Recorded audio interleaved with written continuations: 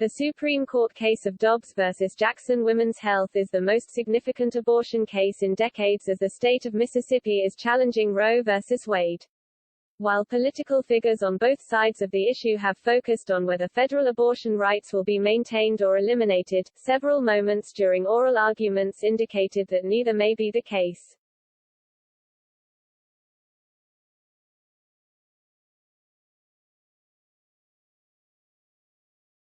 Senator Ted Cruz expressed hope following Wednesday's arguments that this is the outcome of the current case.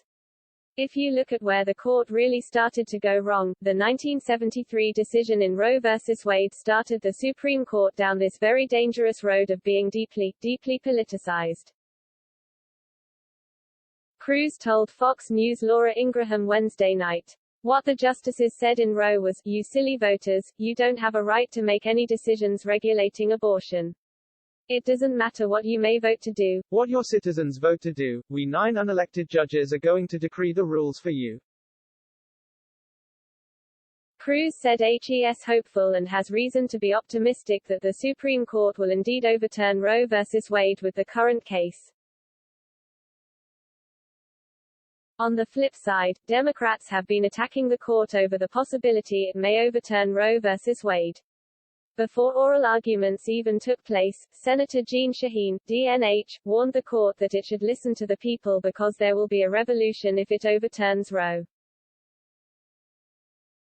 Several justices appeared loath to overturn such a watershed case as Roe, noting the political implications and how the public would respond.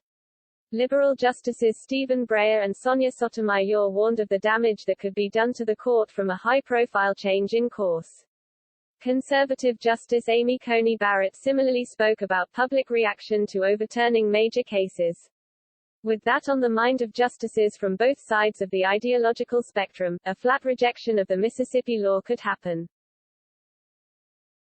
But the line of questioning from a number of the justices opened up the possibility of a third option. One question that came up more than once was how it might work if the court eliminated the viability line, the current standard that prohibits abortion bans before fetal viability, which is viewed as roughly 24 weeks into pregnancy. Mississippi's law challenges this by banning most abortions after 15 weeks. Justice Samuel Alito mentioned the argument that the viability line is arbitrary, stating that the interests on both sides of the issue are present before and after that point in time. Justices Clarence Thomas and Neil Gorsuch both asked attorneys how it would work if the viability line were removed. After Stewart said he would apply the undue burden standard throughout pregnancy, Justice Elena Kagan asked how that might work. Chief Justice John Roberts indicated an openness to removing the viability line when he claimed that a 15-week ban was not a dramatic departure from viability.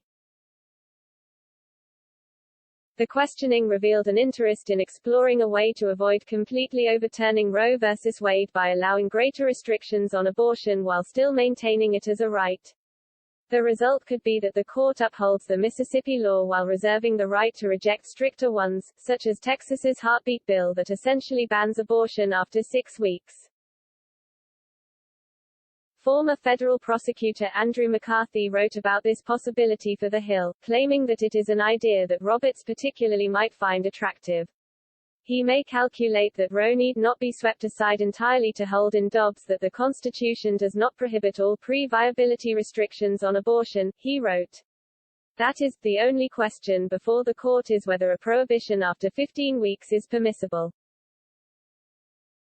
Ilya Shapiro of the Cato Institute, however, doubted that the more conservative justices would be as enamored with such a maneuver. Speaking to Fox and Friends Thursday morning, Shapiro also downplayed Roberts' current position on the court, arguing that he is no longer its ideological center.